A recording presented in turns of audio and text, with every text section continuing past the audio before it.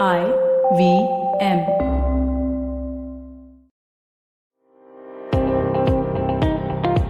Welcome to All Things Policy, a daily podcast supported by Prateek, a flagship media initiative of the Takshashila Institution. We're a bunch of policy nerds based in Bengaluru, and we like to bring a fresh perspective to Indian affairs and an Indian perspective to global affairs. So grab a cup of coffee, sit back, and join us for today's chat. Hello and welcome to All Things Policy. My name is Rohan Seth and I am here with Prateek Bagre and Sapni J. Krishna. We've got an interesting episode lined up for you guys. Just a couple of announcements before we go into that. Firstly, I would like to say that if you're interested in the kind of stuff that we do at All Things Policy and at Takshashila, consider signing up for our courses. We do specializations in public policy, tech and policy, and defense and foreign affairs. So please check out the courses. The details are going to be in the show notes. You can use the link to go to the website. And secondly, and this is a little more personal as an update, but this happens to be my last episode of All Things Policy. It's been an absolute pleasure talking to you guys. I have a confession to make here. I generally don't have anything to add or to say. And Prateek, Sapni, and over the years, Manoj, Anirudh, etc., have made me look good. So thank you, all of you, for listening, and to Prateek and Sapni, of course. And Sapni, do you also want to add into this? Yeah, I also would like to add into this that this also happens to be my last episode, probably of on ATV for at least for a considerable future. I think it'll be the last episode, and it was an absolute pleasure being here with Rohan and Prateek mostly, but alongside I've had great conversations with people within and outside Takshila, and it's been an absolute pleasure to have this opportunity. Having gotten that So the next few episodes are going to be me talking to myself. information ecologist 63 to 65 available on All Things Policy going forward. But no, on a serious note, thanks everyone for listening in and so on. But let's now talk about why we are here. Let's talk about tech policy. So we've had some excellent reporting by Al Jazeera. There's a 4-part series by Reporters Collective and AdWatch and Al Jazeera. And Prateek, why don't you give us some context into this? Yeah, thanks, Ron. So absolutely right, as you said, it's a very important series that done by these three organizations that sort of came together to look at the political ads on Facebook in India, right? And I think this is the type of important investigative series that we need going forward, especially because and I think I said this multiple times on this podcast, right? That we definitely need a better understanding of the advertising ecosystem or the ad tech ecosystem in India, right? This is an important first step there. I'll add a disclaimer because through the episode I will point out some issues that I had, some quibbles that I had with it. But overall, I think the point is that we need such research, and I hope this kicks off more follow-up investigation and more follow-up collaboration between investigative journalists and researchers. Now, coming to the series itself, right? Like I said, it's 4-part. I won't go into exactly what every article said. I really believe that folks should go out there and read it and form their own opinions of what they think of the arguments and the hypotheses that have been presented. But broadly, you can look at it as the 4 stories in 2 parts, right? The first 2 talk about surrogate or ghost advertisers in the context of political ads on Facebook in India. And the next 2 are more about Facebook systems for targeting these political ads. Right. Sabine, do you want to add anything? I think that's a very clear context that Prateek has laid out. And I think I really urge the listeners to actually go and spend some time reading these pieces, because I think that would help them form a better opinion and not be clouded by, if any, our judgments. Right. I would say there's a bunch of stuff that's really interesting here. So there's stuff about how you can draw the wrong lesson from this. You can talk about a bunch of stuff like bulk pricing, volume discount. There's a lot of meat actually that we can get into. So let's sort of begin with parts 1 and 2 of this, right? So the first 2 stories are about surrogate or ghost advertisers, and then you got the Facebook system. So Prateek, tell us a little bit about the first 2 stories. Yeah, and just for context, for framing the way, I think what we're trying to do is, rather than go into it story by story, we're just trying to understand the underlying issues that they sort of brought up.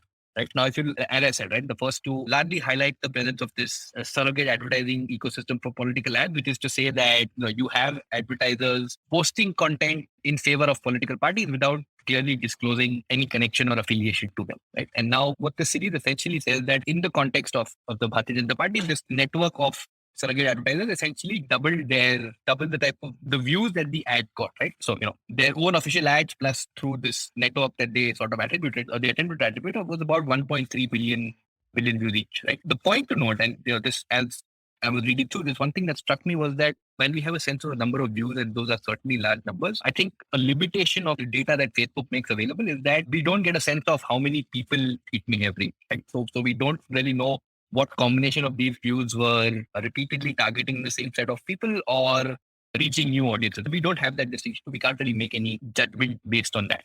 The other thing to note, I think, so as far as I can tell, I don't think surrogate ads for regional parties were part of the investigation that happened. And the ones related to the Indian National Congress seemed minuscule by comparison. Although I think the authors do note that some of this may have to do with coordinated inauthentic behavior related takedowns that Facebook took in sometime in 2019. I'm a little fuzzy on the exact dates there, right? But so there's that element to it, right? In terms of the type of views that it has are effectively doubling the footprint. But like I said, the other thing to keep in mind, and I think, I think one thing for us to note, while we have a sense of the views and the views have expanded, I think what future research should look at is the connection between people viewing it and people getting persuaded by something, right? Because I think that's an area of, this is of course in the context of political ads, and I think required for content in general, right? Like when you view a post, what percent, how seriously you take it, what role does it play in convincing people?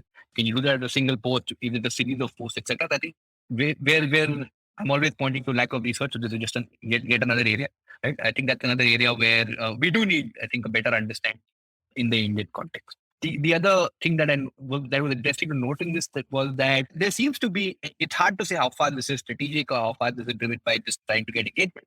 But it seemed like the political content was mixed with non-political, informational content, etc. as well, right? And this has some overlaps with a recent paper by Kiran Derimela and Simon Shoshard. And apologies, Simon, I'm probably mispronouncing your last name if you're listening, right? But that was about content in what were essentially booth-level party-administered WhatsApp groups in UP, right? And then they did it for groups that were administered by the BJP and a bunch of other parties as well, right?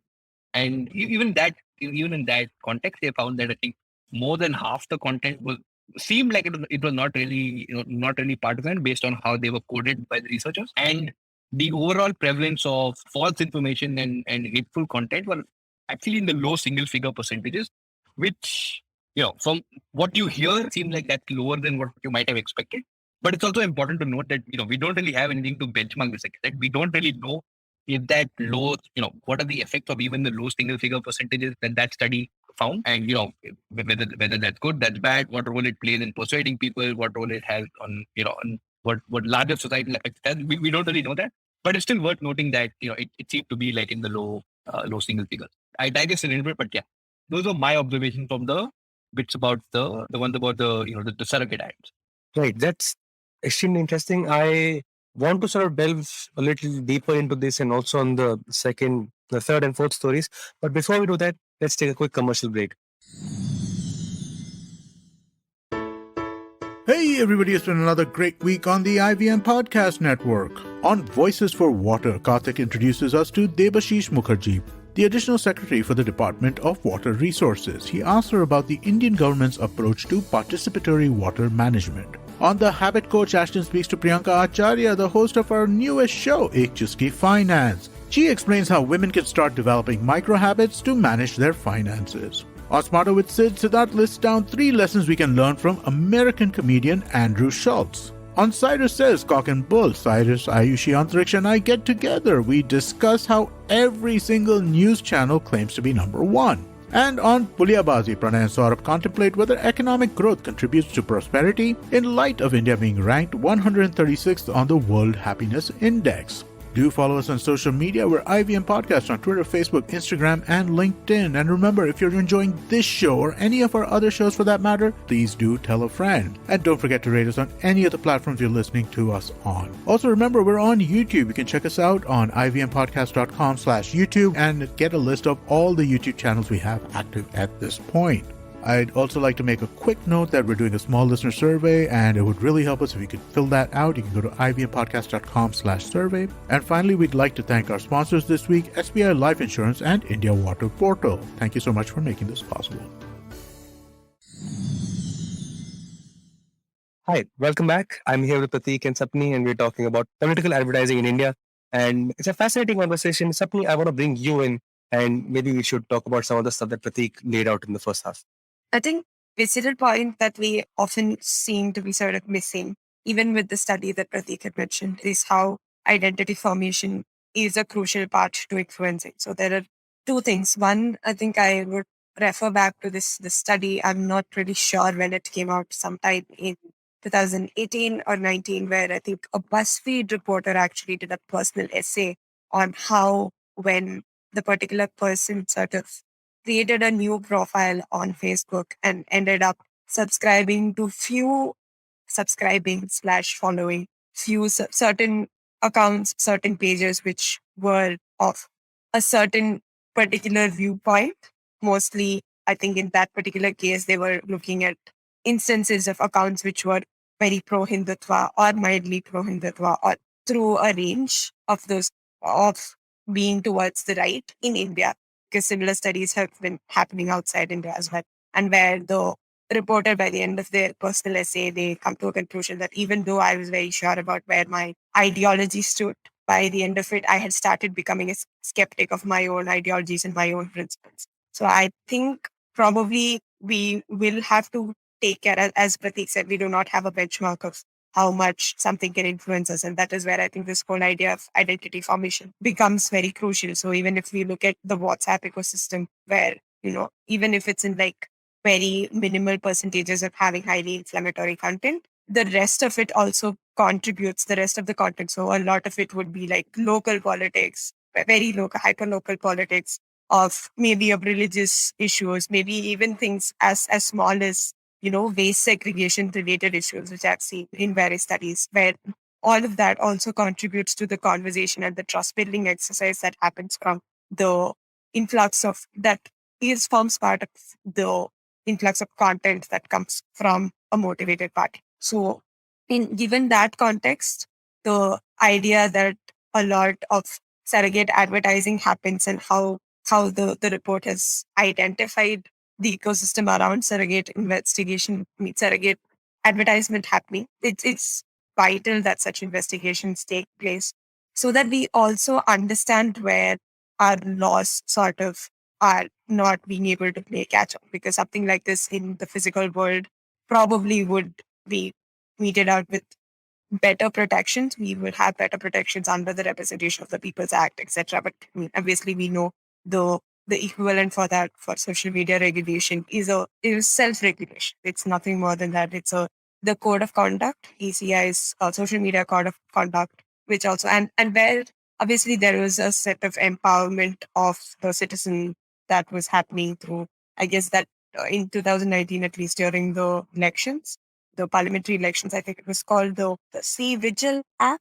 And this particular app, where all of these measures are again, these are measures sort of pushed for by these platforms themselves, where they do not have exact ideas of how to go about this. So even, while I understand and I agree totally that, when we look at over-regulating, when we have the risk of over-regulating, and when we have the chance that we are giving the patent back to the same people we probably are accusing of being lax and being harming our electoral politics, the absence of these systems and the sort of lobbying power that these platforms have over our electoral systems should also be of concern to us.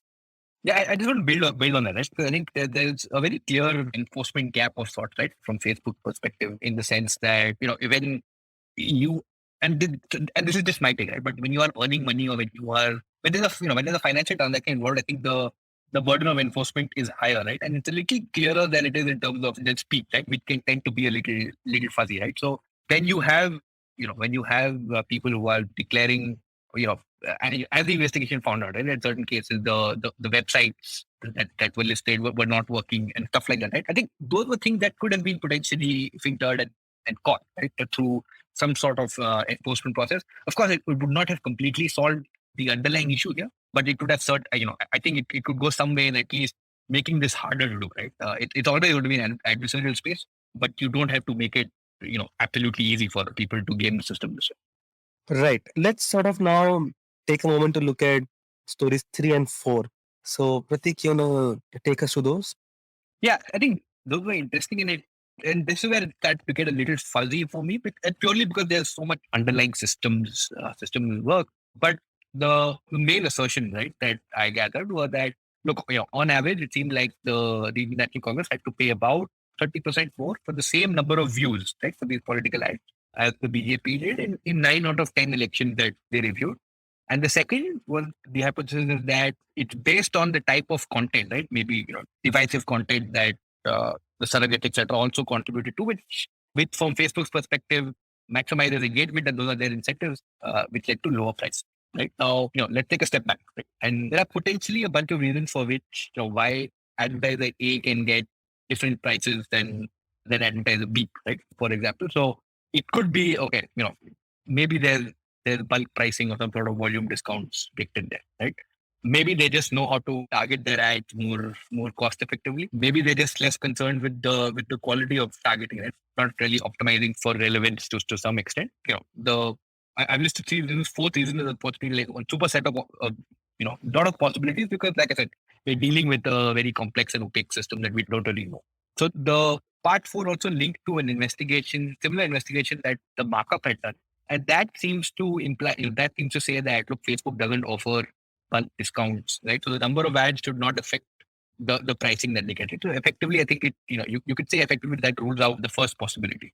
And the other thing that it points out, and I think this is where it gets interesting and fuzzy at the same time, is that so normally you'd expect options to, the way options work, you normally expect it to go up to the highest bidder, right? But it seems that Facebook's policies allow for situations where a low bid can win the option and get its ad inserted into a user's timeline if it determines that engagement is more likely, right? Again, you can just see the levels of opacity here, right?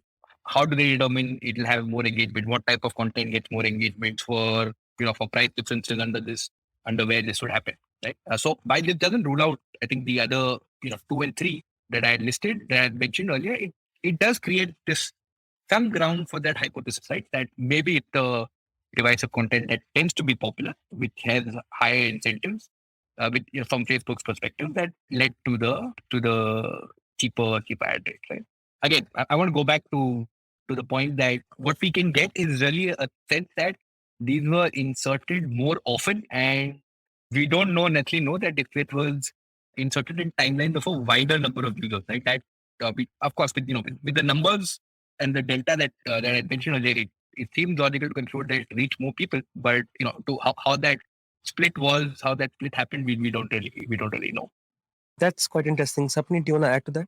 I think something that stood out for me is the fact that how that ecosystem can sort of operate with the bot based engagement that happens on these platforms, right? And that's not limited to Facebook, but it can happen on most other platforms. So I'm still looking for answers into how does individual political parties having, I don't think I personally did not get an answer for this question.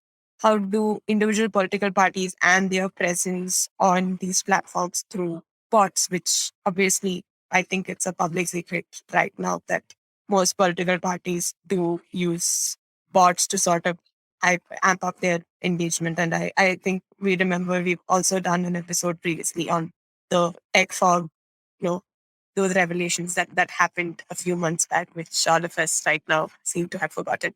So that sort of also, I think, might also contribute to this algorithmic problem that we have. And I think, obviously, I do think that optimization metrics that work within these algorithms, that is something that, and the technical ability to sort of understand a lot of these things is something companies as well as regulatory bodies need to invest in, because I don't think it's very sustainable to go on with this conversation of having absolutely no understanding of how this happens will work in the favor of the larger public in the longer run. So I think things like when we are talking about, and this is something we've mentioned on and off multiple times through previous episodes, how we should look at more transparency from algorithms, things like social audits and independent audits.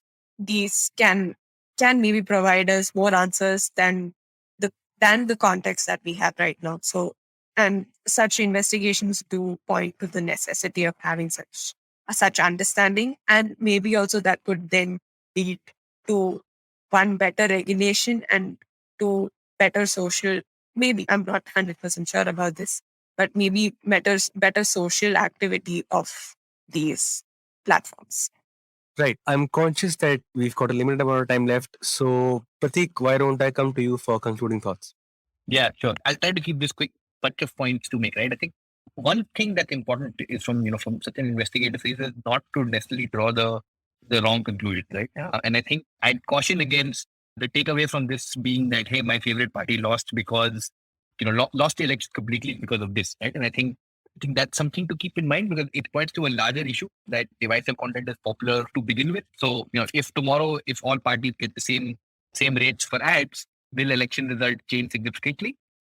You'll have to be a very adventurous better to make that adventurous gambler, sorry, to make that to take that bet, right?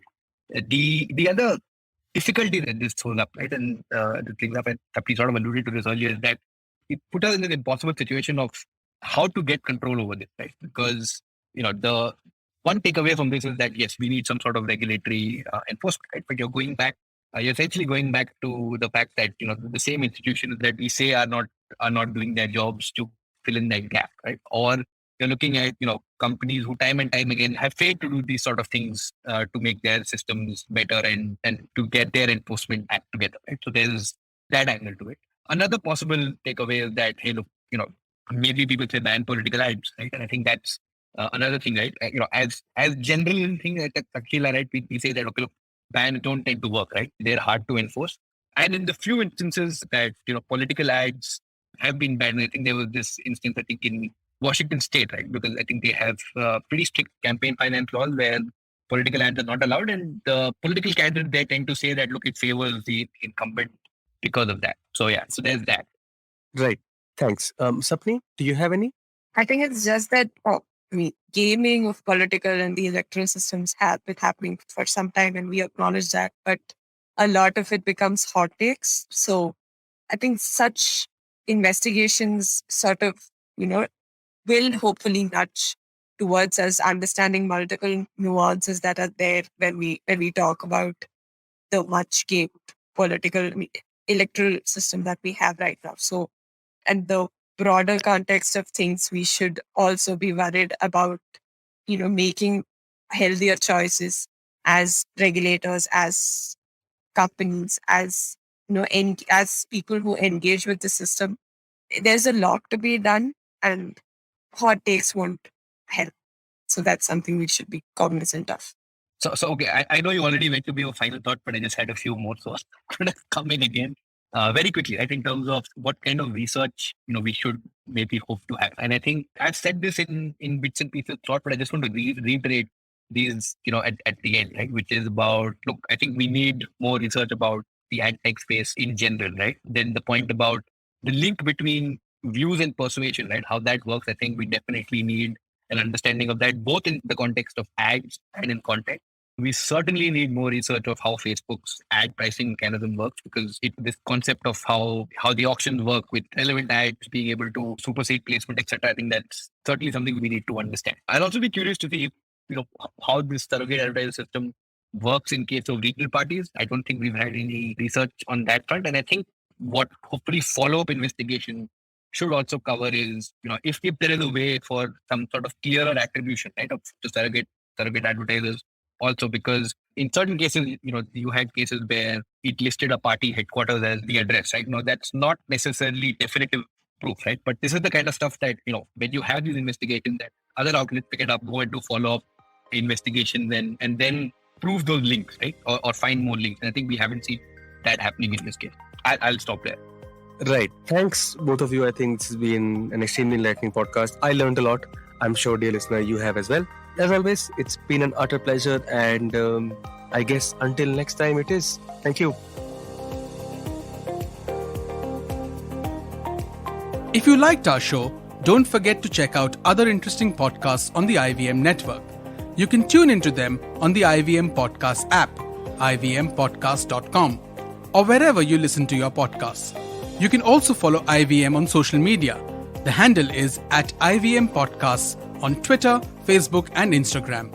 And hey, if you'd like to dive into Takshashila's research on technology, strategy, and economic affairs, check us out at our Twitter handle @TakshashilaINST or our website takshashila.org.in.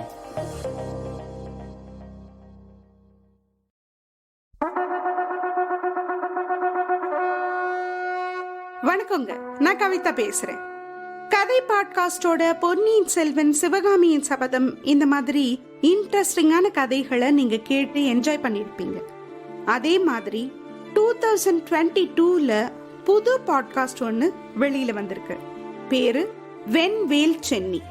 இந்த கதையும் மற்ற கதைகள் மாதிரியே ரொம்ப சுவாரஸ்யமா இருக்கும். IVM வழங்கும் கதை பாட்காஸ்டின் வெண்வேல் சென்னி கேட்டு மகிழுங்க, என்ஜாய் பண்ணுங்க. நன்றி. Working Monday to Friday glued to your chair making you feel dull? Worry not. Get your 5-minute weekly dose of travel around the world with postcards from nowhere. Join me every Thursday as I explore the strange, obscure, and fascinating parts of the world and bring out facets of travel you may not have thought of before. You can find us on the IVM Podcast app, website, or wherever you get your podcast from.